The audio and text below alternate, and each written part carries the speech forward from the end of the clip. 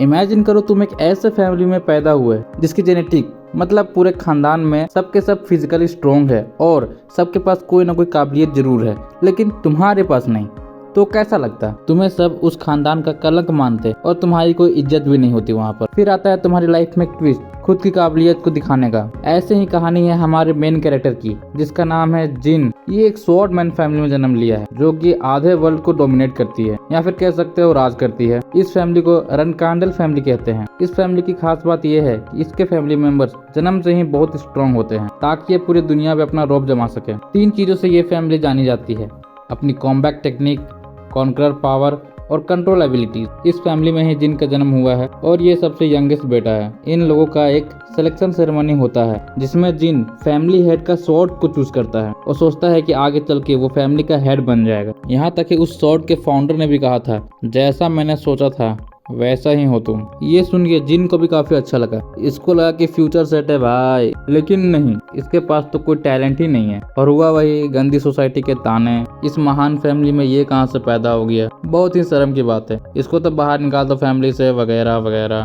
एक दिन जिन एक लकड़ी के शॉट से तलवारबाजी की प्रैक्टिस कर रहा था। उसे प्रैक्टिस करते देख 2 भाई उसके पास आए और बोले, ओए जिन, तुम फिर से ये बेकार की लकड़ी की तलवार को घुमाने लगे। वहीं दूसरा भाई बोलता है, अब छोड़ भी दो इसे, मुझे तो लगता है ये तलवार भी नहीं उठा सकता जब तक इसके लिए कोई स्पेशल तलवार ना बनी हो। हा, तो कहाँ होगी इसकी वो स्पेशल स्वॉर्ड, मुझे जानना है। ये उसके पहले वाले भाई ने कहा, मैं जानता हूँ बरिसादा कहाँ है, लेकिन तुम ये लकड़ी के स्वॉर्ड को क्यों घुमा रहे हो? जिन इनकी बातों को इग्नोर कर रहा था, लेकिन पहले वाला भाई गुस्से में आता है और कहता है, हे, क्या तुम्हें सुनाई नहीं देता? तुम्हारा ऑल माइटी ब्रदर्स तुमसे कुछ कह रहे हैं, तुम उसे क्यों घुमाते हो, ये बेकार की चीज। इसी बीच उनको जिन के पास से एक स्वॉर्ड्समैन की किताब मिलती है जिसमें कुछ थ्योरीज या फिर कुछ एक्सरसाइजेज होगी।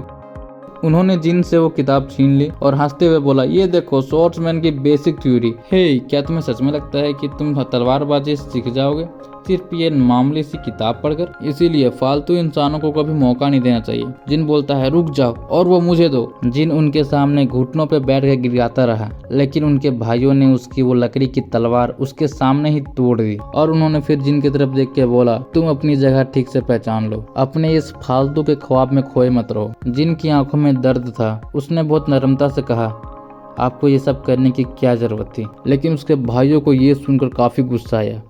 उसने कहा, क्या बोला तूने? हम सब ये तुम्हारे भले के लिए ही कर रहे हैं, लेकिन तुम हमसे ही बार बार पलट के जवाब दे रहे हो। क्या तुम्हारी नानी ने तुम्हें यही सब सिखाया है? लगता है तुमको हमें ही तमीज सिखानी होगी। और इसी तरह जिन के भाई लोग उसे हमेशा बुली किया करते थे। उसके पास कोई टैलेंट भी तो नहीं था, शायद इसीलिए, लेकिन जिन को ये सब की परवाह नहीं थी। उसने सिर्फ हार्ड वर्क करने का सोचा। उसे लगा अगर वो सिर्फ हार्ड वर्क करेगा तो शायद उसकी फैमिली में थोड़ी इज्जत तो बन जाएगी और उसे भी रनकांडल फैमिली का एक हिस्सा मान लिया जाए। लेकिन कुछ साल बाद उसको फैमिली से निकाल दिया गया, मतलब देश निकाला कर दिया। उस समय उसकी उम्र 25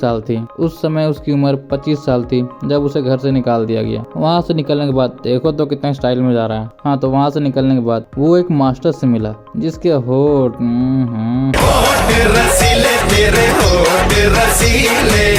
हाँ, तो मास्टर से मिलने के बाद जिन को उसके अंदर कुछ महसूस हुआ, मानो उसके अंदर कोई मैजिक हो जिसके बारे में उसे पता नहीं था। कहानी शिफ्ट होती है 3 साल बाद। जिन कोई किताब पढ़ रहा है जिसमें बताया गया है नेचर में जो माना है और मैजिशियन में जो माना है उसे जोड़ने से माना की प्राप्ति होती है और वो तुम्हारे आसपास भी दिखने लगती है। इतना बोलते हैं कुछ डार्क शैडो टाइप जिन के आसपास फैल गया। जिन घबरा गया, ये क्या हो रहा है? फिर पीछे से उसे एक आवाज आई।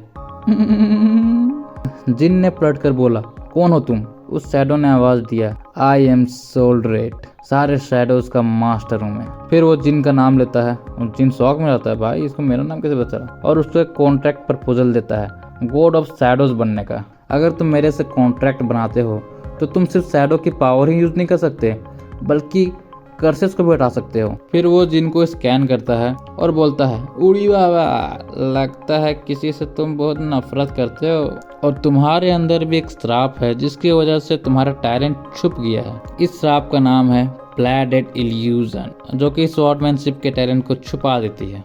रनकांडल फैमिली में ये कभी देखने को नहीं मिला, शायद इसीलिए मैं तुम्हारे पास आया हूँ। फिर वो जिन के कर्ज को तोड़ देता है और बोलता है, जाओ तुम अब आजाद हो, अब तुम्हें कोई भी कर्ज नहीं लगेगी।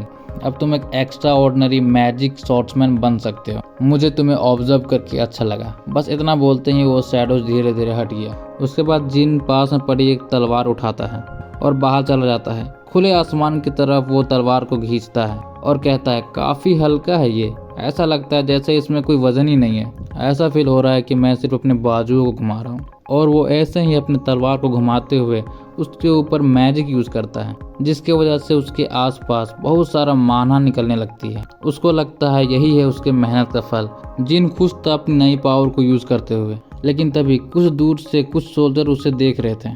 शायद वो जिन को अपना निशाना बना रहे थे और अगले ही सेकेंड जिन अधमरी की हालत में पड़ा हुआ था। वो एक पत्थर के नीचे दबा हुआ था। उसे ना ही कुछ सुनाई दे रहा था, उसे कुछ भी फील नहीं हो रहा था अपनी बॉडी पे। उसे लग रहा था कि यही उसका लास्ट टाइम है। उसके मुंह से टूटी फूटी आवाज़ निकलती है, कहता है, मास्टर सोल्ड्रेट। लेकिन कुछ भी नहीं होता।